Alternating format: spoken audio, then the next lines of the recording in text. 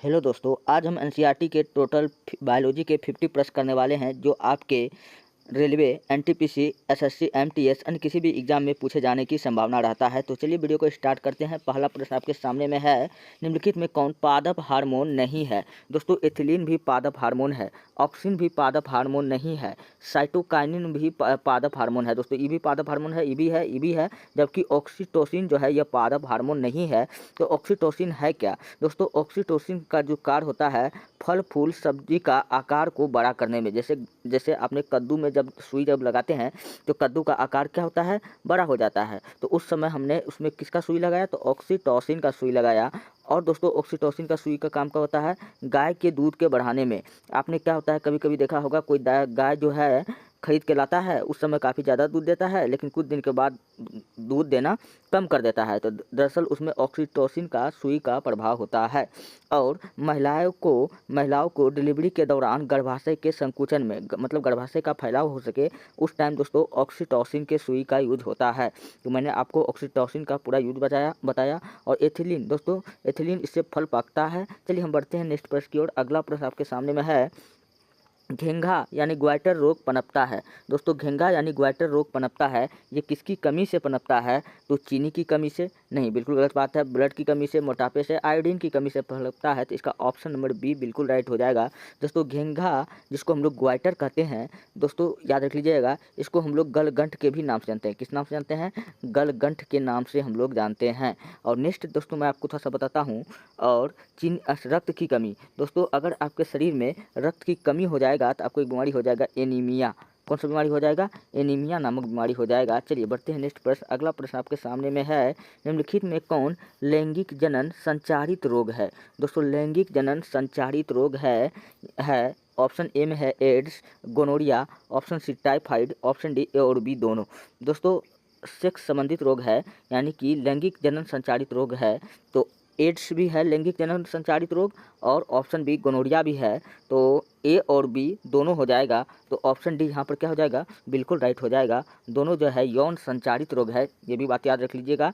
चलिए नेक्स्ट प्रश्न है। अगला प्रश्न आपके सामने में है, अगला प्रश्न है, यदि हमारे आहार में आयोडीन की कमी हो तो निम्नलिखित में किस रोग से ग्रसित होने की संभावना होती है? दोस्तों, अगर हमारे आहार में, खाने में आयोडीन की कमी होती है तो हमें जो होता है मधुमेह की भी संभावना नहीं होती है, घेंघा की संभावना हो जाती है। किसकी संभावना हो जाती है? इसी को दोस्तों अभी अभी मैंने आपको बताया, क्या कहते हैं? गलगंठ के नाम से जानते हैं, या इसी को दोस्तों हम लोग और किस नाम से जानते हैं?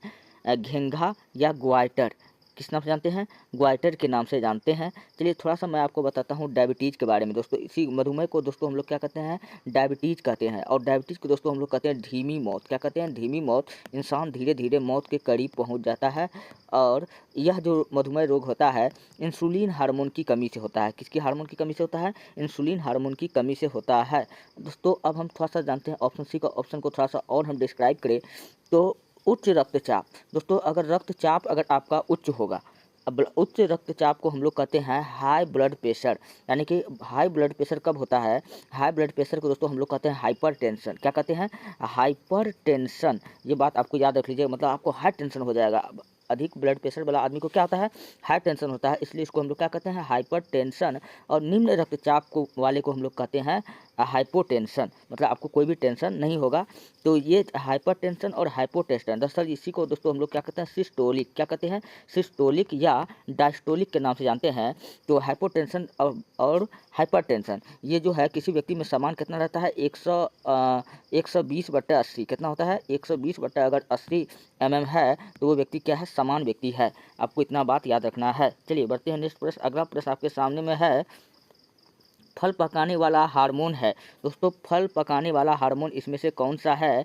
तो जिब्रेलिन। ऑप्शन सी में है जिब्रेलिन। दोस्तों, जिब्रेलिन को हम लोग कहते हैं फूल खिलाने वाला हार्मोन। क्या कहते हैं? फूल खिलाने वाला हार्मोन। एथिलीन दोस्तों क्या है? फल को पकाने वाला हार्मोन है। दोस्तों, एक होता है एसिटिलीन। क्या होता है? एसिटिलीन। यह भी पादप हार्मोन ही है। ये सब पादप हार्मोन है। एथिलीन हो गया, जिब्रेलिन हो गया, ऑक्सिन हो गया, साइटोकाइनिन हो गया, एसिटिलीन। दोस्तों, एसिटिलीन का प्रयोग दोस्तों कृत्रिम रूप से फलों को पकाने में किया जाता है। क्वेश्चन पूछा जाएगा, कृत्रिम रूप से फलों को पकाने में किसका प्रयोग किया जाता है? तब एसिटिलीन। डायरेक्टली फलों को पकाने वाला हार्मोन कौन है? एथिलीन है। ये बात आपको याद रखना है। चलिए नेक्स्ट है, अगला प्रश्न है, मस्तिष्क का कौन सा भाग में गंध पहचानने का केंद्र है? दोस्तों मस्तिष्क के कौन से भाग में गंध को पहचानने का केंद्र है? तो दोस्तों ऑप्शन ए में है मध्य मस्तिष्क, ऑप्शन बी में है अग्र मस्तिष्क, ऑप्शन सी में है पश्च मस्तिष्क, ऑप्शन डी में है इनमें से कोई नहीं। दोस्तों गंध मस्तिष्क जो है दोस्तों मध्य मस्तिष्क में होता है, पीयूष ग्रंथि में होता है। तो ऑप्शन ए क्या हो जाएगा? बिल्कुल राइट हो जाएगा। चलिए बढ़ते हैं नेक्स्ट प्रश्न। अगला प्रश्न है किशोरावस्था में होने वाले शारीरिक परिवर्तन का कारण है। दोस्तों किशोरावस्था में चाहे लड़का हो या चाहे लड़की हो, तो लड़का में जो परिवर्तन जो होता है वो टेस्टोस्टेरोन हार्मोन के कारण होता है। अच्छा, टेस्टोस्टेरोन हार्मोन क्या है मैं आपको बताता हूँ। ये लड़कों में दोस्तों क्या होता है? मूँछों का आना, दाढ़ी का आना और उनके आवाज़ में भारीपन होना, तो ये सब लक्षण जो होता है टेस्टोस्टेरोन हार्मोन के कारण होता है। दरअसल उनके अंदर जो होता है हाइपोथैलेमस का एक्टिव होना ये सब जो है किस हार्मोन के कारण होता है? टेस्टोस्टेरोन हार्मोन के कारण होता है। अब महिलाओं में क्या होता है? महिलाओं में उस स्तन का विकास होना, आवाज़ का पतला होना, तो ये सब हार्मोन कौन सा है? इसके लिए एस्ट्रोजन हार्मोन है। चलिए नेक्स्ट है जबकि थायरोक्सिन हार्मोन ये तो गले के पास होता है। तो ऑप्शन है किशोरावस्था में होने वाले शारीरिक परिवर्तन का कारण है। तो ये दोनों हार्मोन जो है दोस्तों कारण है। ऑप्शन ए और बी क्या हो जाएगा? दोनों हो जाएगा। तो ऑप्शन डी क्या हो जाएगा? बिल्कुल राइट हो जाएगा। चलिए बढ़ते हैं नेक्स्ट प्रश्न। अगला प्रश्न है तंत्रिका तंत्र की रचनात्मक एवं क्रियात्मक इकाई को कहते हैं। तंत्रिका तंत्र की रचनात्मक एवं क्रियात्मक इकाई को दोस्तों हम लोग क्या कहते हैं? न्यूरॉन के नाम से जानते हैं। तंत्रिका तंत्र हमारी शरीर की सबसे लंबी कोशिका है। शरीर की सबसे लंबी कोशिका पूछेगा कौन है तो आपको बताना है तंत्रिका तंत्र है शरीर की सबसे लंबी। अच्छा, शरीर की सबसे बड़ी मिश्रित ग्रंथि पूछेगा तो आपको क्या बताना है? सबसे बड़ी मिश्रित ग्रंथि पूछेगा तो अग्नाशय है। कौन सा है? अग्नाशय है। चलिए बढ़ते हैं नेक्स्ट प्रश्न। अगला प्रश्न आपके सामने में है मस्तिष्क का कौन सा भाग शरीर के स्थिति तथा संतुलन का अनुरक्षण करता है? दोस्तों मस्तिष्क का कौन सा भाग शरीर की स्थिति तथा संतुलन का अनुरक्षण करता है? दोस्तों ये करता है अग्र मस्तिष्क, अनुमस्तिष्क, मध्य मस्तिष्क, इनमें से कोई नहीं। तो शरीर के स्थिति का संतुलन का अनुरक्षण दोस्तों जो करता है वो करता है कौन करता है? अनुमस्तिष्क करता है। तो ऑप्शन सी क्या हो जाएगा? बिल्कुल राइट हो जाएगा। दोस्तों अग्र मस्तिष्क को दोस्तों हम लोग पर मस्तिष्क के नाम से भी जानते हैं। किस नाम से जानते हैं? पर मस्तिष्क के नाम से जानते हैं। चलिए बढ़ते हैं नेक्स्ट प्रश्न नर हार्मोन का नाम है। नर हार्मोन इसमें दोस्तों कौन सा है? खोजिए। इंसुलिन तो इनकी कमी से अग्नाशय होता है, तो इंसुलिन ये नहीं है नर हार्मोन। और एस्ट्रोजन, हाँ ये एक हार्मोन है लेकिन ये महिला वाला हार्मोन है। टेस्टोस्टेरोन दोस्तों यह एक नर हार्मोन है। तो ऑप्शन नंबर सी क्या हो जाएगा? बिल्कुल राइट हो जाएगा। अच्छा, एड्रीनलिन के बारे में मैं बताता हूँ दोस्तों। इसको हम लोग आपातकालीन हार्मोन कहते हैं। क्या कहते हैं? आपातकालीन हार्मोन के नाम से पूछा किसे जाना जाता है तो एड्रीनलिन हार्मोन को जाना जाता है। एस्ट्रोजन क्या है? यह एक पुरुष हार्मोन है। अच्छा, एंड्रोजन इसी में रहता है। एंड्रोजन यह जो है यह एक महिला वाला हार्मोन है। चलिए नेक्स्ट है मस्तिष्क उत्तरदायी होता है। दोस्तों मस्तिष्क जो उत्तरदायी होता है वो किसके लिए होता है? हृदय के स्पंदन के लिए, मतलब हृदय स्पंदन मतलब धड़कना जिसको हम लोग कहते हैं। दूसरा है शारीरिक संतुलन के लिए, शरीर को संतुलित करने के लिए, ये भी बात सही है। ऑप्शन ए भी सही है। सोचने के लिए, ये तीनों बात सही होता है। तो इनमें से सभी ऑप्शन डी में है तो बिल्कुल डी क्या हो जाएगा? बिल्कुल राइट हो जाएगा। चलिए निम्न में से किसे बर्थ हार्मोन कहा जाता है? दोस्तों बर्थ हार्मोन के नाम से पूछेगा हम लोग किसको कहते हैं तो बर्थ हार्मोन को दोस्तों हम लोग जो है किसको कहते हैं? बर्थ हार्मोन हम लोग कहते हैं ऑक्सीटोसिन को। किसको कहते हैं? ऑक्सीटोसिन को कहते हैं, क्योंकि इससे क्या होता है कि किसी का आकार को बढ़ाया जा सकता है, बड़ा किया जा सकता है। तो ऑप्शन नंबर बी बिल्कुल राइट होगा। पीछे मैंने इसका काफ़ी ज़्यादा डिस्कशन करके आया हूँ। अच्छा, इंसुलिन के बारे में याद रख लीजिएगा। इंसुलिन हार्मोन जो है पूछेगा कहाँ होता है, कहाँ से स्रावित होता है तो अग्नाशय से। कहाँ से स्रावित होता है? अग्नाशय से। और अग्नाशय एक मिश्रित ग्रंथि है, यह बात याद रख लीजिएगा। चलिए नेक्स्ट है अगला प्रश्न है एंड्रोजन है। दोस्तों एंड्रोजन पीछे ही मैंने आपको बता कर आया हूँ। दोस्तों एस्ट्रोजन, यह एक एस्ट्रोजन पूछेगा आपको बताना है यह नर हार्मोन है, जबकि एंड्रोजन पूछेगा तो आपको बताना है यह मादा हार्मोन है। तो ऑप्शन नंबर बी क्या हो जाएगा? बिल्कुल राइट हो जाएगा। चलिए नेक्स्ट है रक्त में शर्करा का स्तर नियंत्रित करता है। दोस्तों रक्त में शर्करा का स्तर को कौन नियंत्रित करता है? तो वो करता है इंसुलिन करता है। कौन करता है? इंसुलिन करता है। और इंसुलिन करता है। इंसुलिन का खोज पूछेगा, इंसुलिन हार्मोन का खोज किसने किया था? विलियम और वैटिक ने किया था, ये बात याद रख लीजिएगा। इंसुलिन हार्मोन एक ऐसा हार्मोन है जिसको पहली बार जो है लैब में कृत्रिम रूप से बनाया गया था। चलिए इतनी बात आपको याद रखना है। चलिए नेक्स्ट है, मानव मस्तिष्क का औसत भार होता है। मानव मस्तिष्क का औसत भार कितना होता है? 1.4 kg। कितना होता है? 1.4 kg यानी 1400 ग्राम। कितना होता है? 1400 ग्राम जो होता है मानव मस्तिष्क का औसत भार होता है।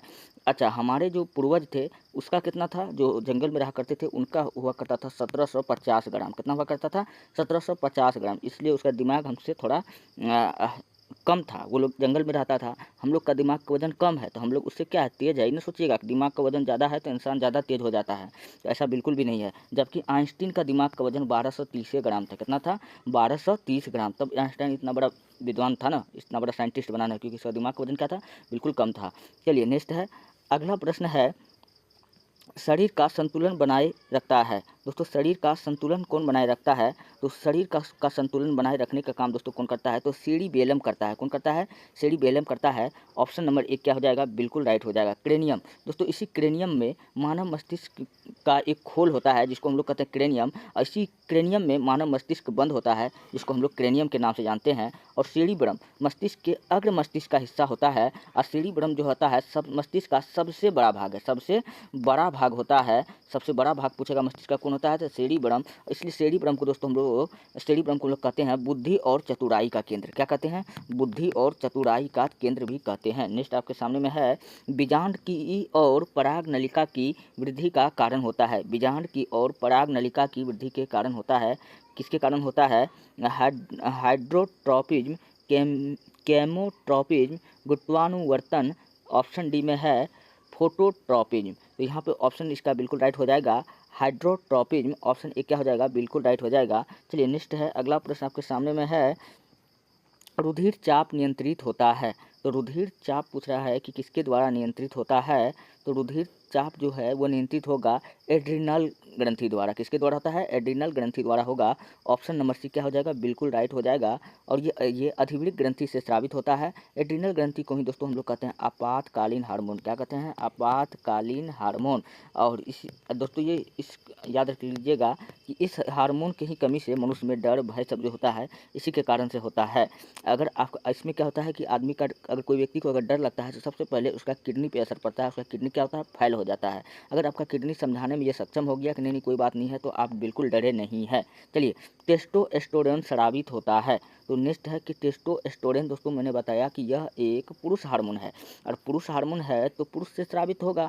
तो अंडाशय ये तो महिला का भाग है, थायराइड ग्रंथि से। यह ग्रंथि कैसे होगा? वृक्क से, यानी किडनी से बिल्कुल नहीं, वृषण से। हाँ, पुरुषों का जो है जनन अंग है कौन है? वृषण है। तो यहाँ पर ऑप्शन एक क्या हो जाएगा? वृषण, या दोस्तों इसी को हम लोग कहते हैं शीशन। इसी को हम लोग कहते हैं शीशन।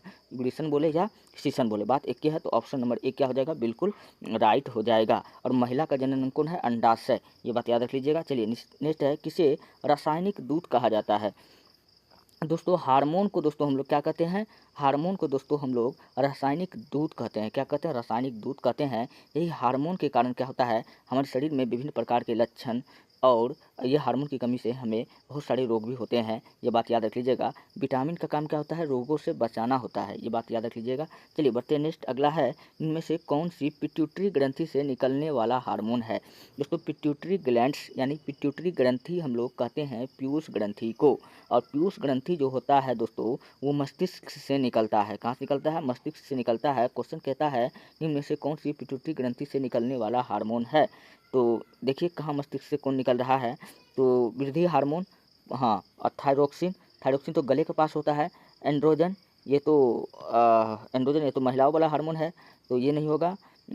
और इंसुलिन, इंसुलिन हाँ, ये कहाँ से निकलता है? अग्नाशय से निकलता है। तो ऑप्शन ए क्या हो जाएगा? बिल्कुल राइट हो जाएगा, वृद्धि हार्मोन, जो हमारे मस्तिष्क से निकलता है। और पीयूष ग्रंथि को दोस्तों हम लोग कहते हैं मास्टर ग्रंथि। क्या कहते हैं? मास्टर ग्रंथि कहते हैं। इसका आकार पूछेगा तो कैसा होता है? तो मटर के दाने जैसा होता है। चलिए बढ़ते हैं नेक्स्ट प्रश्न, अगला है, दो न्यूरॉन के मध्य खाली स्थान को कहते हैं। दोस्तों दो न्यूरॉन के मध्य खाली स्थान को हम लोग सिनेप्स के नाम से जानते हैं। किस नाम से जानते हैं? सिनेप्स के नाम से जानते हैं। या क्वेश्चन पूछेगा दो न्यूरॉन के संपर्क बिंदु को क्या कहते हैं? दोस्तों फिर भी उसको हम लोग सिनेप्स ही कहते हैं। ऑप्शन एक क्या हो जाएगा? बिल्कुल राइट हो जाएगा। अच्छा, लिंगामेंट क्या होता है? हड्डी से हड्डी का जो जोड़ दोस्तों क्या कहलाता है? लिंगामेंट कहलाता है। तो ये बात याद रख लीजिएगा। और नेक्स्ट है, इनमें से कौन अंतःस्रावी ग्रंथि नहीं है? तो अंतःस्रावी ग्रंथि पूछ रहा है कि कौन नहीं है। तो दोस्तों पिट्यूटरी हो गया, पिट्यूटरी ग्लैंड्स मैंने अभी भी बताया, जिसको हम लोग पीयूष ग्रंथि कहते हैं, और थायराइड ये भी है। ऑप्शन सी में है वृषण, नहीं है। तो और यकृत, ये तीनों जो है दोस्तों अंतःस्रावी ग्रंथि है, अंतःस्रावी ग्रंथि है। जबकि वृषण ये क्या है, जनन अंग है, तो और ये पुरुषों में होता है। तो ये ही जो है अंतःस्रावी ग्रंथि नहीं है। तो ऑप्शन सी क्या हो जाएगा, बिल्कुल राइट हो जाएगा। चलिए बढ़ते हैं नेक्स्ट, अगला है, निम्न में से कौन सा अंग संवेदी ग्राही नहीं है, मतलब संवेदना को नहीं देता है। तो देखिए यहाँ पर कान, हाँ कान हमको संवेदना देता है कि बुरा मत सुनो, बुरा मत बोलो। आँख, हाँ आँख भी हमको देता है कि हमको क्या चीज़ देखना चाहिए, क्या नहीं देखना चाहिए। कौन, और नाक, हाँ नाक भी हमको संवेदना देता है कि अच्छा बुरा गंध का। दिमाग, तो यहाँ संवेदग्राही नहीं है। क्वेश्चन पूछा है इनमें से कौन सा अंग संवेदी ग्राही नहीं है, तो नहीं है तो कान, आँख, नाक, दिमाग। तो ये जो दिमाग जो है ये नहीं है, लेकिन ये सब दोस्तों हाँ दिमाग क्या हो जाएगा, नहीं, दिमाग संवेदना देने का काम करता है। क्वेश्चन यहाँ उल्टा दे दिया है, तो यहाँ ऑप्शन ही बिल्कुल गलत तरीका से दे दिया गया है। चलिए बढ़ते हैं नेक्स्ट प्रश्न। अगला प्रश्न है, कौन अंतःस्रावी और बाह्यस्रावी ग्रंथि जैसा कार्य नहीं करता है। तो अंतःस्रावी और बाह्य स्रावी ग्रंथि जैसा कार्य दोस्तों कौन नहीं करता है, तो वो कौन नहीं करता है। तो ऑप्शन ए में है अग्नाशय, ऑप्शन बी में है वृषण, ऑप्शन सी में है अंडाशय, ऑप्शन सी में है पीयूष ग्रंथि। तो दोस्तों अंतःस्रावी और बाह्यस्रावी ग्रंथि जैसा कार्य कौन नहीं करता है, तो अंडाशय नहीं करता है। कौन नहीं करता है, अंडाशय नहीं करता है। तो यहाँ पे ऑप्शन क्या हो जाएगा, ऑप्शन सी बिल्कुल राइट हो जाएगा। चलिए मेरु रज्जु निकलता है दोस्तों, मेरु रज्जु जिसको हम लोग इंग्लिश में कहते हैं स्पाइनल कोड, क्या कहते हैं, स्पाइनल कोड। और स्पाइनल कोड जो होता है तंत्रिका तंत्र से जुड़ा होता है, और यह जो होता है मस्तिष्क के अग्र मस्तिष्क का हिस्सा होता है। मस्तिष्क को 3 भाग में बांटा गया है, पहला को कहते हैं अग्र मस्तिष्क, दूसरा को कहते हैं पश्च मस्तिष्क, तीसरा को कहते हैं मध्य मस्तिष्क। दोस्तों जो अग्र मस्तिष्क होता है, जिसको हम लोग परम मस्तिष्क के नाम से जानते हैं, तो इसी से परम मस्तिष्क से, तो ऑप्शन देखिए कहाँ लिखा है, मेरु रज्जु निकलता है अनुमस्तिष्क से, पौंड से, मेडुला से, परम मस्तिष्क से। ऑप्शन ए क्या हो जाएगा, बिल्कुल राइट हो जाएगा। चलिए नेक्स्ट है, इनमें से कौन पादप हार्मोन है। पादप हार्मोन कह रहा है, तो एस्ट्रोजन ये तो महिला पुरुष में होने वाला हार्मोन है, एस्ट्रोजन पुरुष हार्मोन है। इंसुलिन ये तो मानव के अग्नाशय में से निकलता है। थायरोक्सिन ये तो गला से निकलता है। साइटोकाइनिन यही एक पादप हार्मोन है। तो ऑप्शन नंबर डी क्या हो जाएगा, बिल्कुल राइट हो जाएगा। चलिए पादप में पाए जाने वाले वृद्धि हार्मोन निम्न में कौन सा है। वृद्धि हार्मोन पूछा है कि पादप में पाए जाने वाला कौन सा है। तो दोस्तों फिर यहाँ पर आप चेक कर सकते हैं, थायरोक्सिन दिया है ऑप्शन में। थायरोक्सिन मैंने बताया कि ये गले के पास होता है, और यहाँ से जो निकलने वाला हार्मोन है इसको हम लोग कहते हैं थायराइड ग्रंथि से निकलता है। कहाँ से निकलता है, जगह थायरोक्सिन नामक हार्मोन कहाँ से निकलता है, तो गले के पास थायराइड ग्रंथि से निकलता है। और इसकी कमी से कौन सा रोग होता है, गलगंट ग्वाइटर, या जिसको हम लोग घेंगा कहते हैं। एड्रीनेलिन ये मनुष्य में होता है, हाँ मनुष्य में पाया जाता है, यह भी पादप में नहीं पाया जाता है, इसको आपातकालीन हार्मोन कहते हैं। जिब्रेलिन ये दोस्तों पादप हार्मोन है, और इसको हम लोग फूल खिलाने वाला हार्मोन कहते हैं। क्या कहते हैं, फूल खिलाने वाला हार्मोन कहते हैं। और क्वेश्चन क्या पूछा है, पादप में पाया जाने वाला वृद्धि हार्मोन निम्न में कौन सा है। इंसुलिन ये भी मनुष्य में पाया जाता है। तो पादप में एक को जिब्रेलिन पाया जाता है। ऑप्शन एक क्या हो जाएगा, बिल्कुल राइट हो जाएगा। और इसका खोज जापानी वैज्ञानिक कुसावा ने किया था, ये बात आपको याद रखना है। नेक्स्ट है, एड्रेलिन हार्मोन स्रावित होता है। एड्रेनलिन हार्मोन दोस्तों पूछेगा कहाँ से स्रावित होता है, थाइमस ग्रंथि से, पीयूष ग्रंथि से, हाइपोथैलेमस ग्रंथि से, अधिवृक्क ग्रंथि से। इसका राइट हो जाएगा, इसका राइट आंसर हो जाएगा अधिवृक्क ग्रंथि से। ऑप्शन नंबर डी क्या हो जाएगा, बिल्कुल राइट हो जाएगा, अधिवृक्क ग्रंथि से। चलिए बढ़ते हैं नेक्स्ट प्रश्न। अगला प्रश्न दोस्तों ये रहा आज के लगभग 32 से 35 प्रश्न। मैंने जितना डिस्कशन करके बताया लगभग 40 से 50 प्रश्न से ऊपर, लगभग 70-80 प्रश्न हो गया होगा। अगर आपको वीडियो अच्छा लगता है, हेल्पफुल लगता है, तब आप हमारे चैनल को सब्सक्राइब कीजिए, वीडियो को लाइक कीजिए, जितना हो सके अपने दोस्तों में भेजिए। और हाँ, अगर आपको वीडियो संबंधित PDF चाहिए तो आप जाइए हमारे टेलीग्राम चैनल पर, वहाँ पर आप इतिहास की दुनिया लिख करके सर्च करके वीडियो का PDF प्राप्त कर सकते हैं। मिलते हैं नेक्स्ट वीडियो में, धन्यवाद।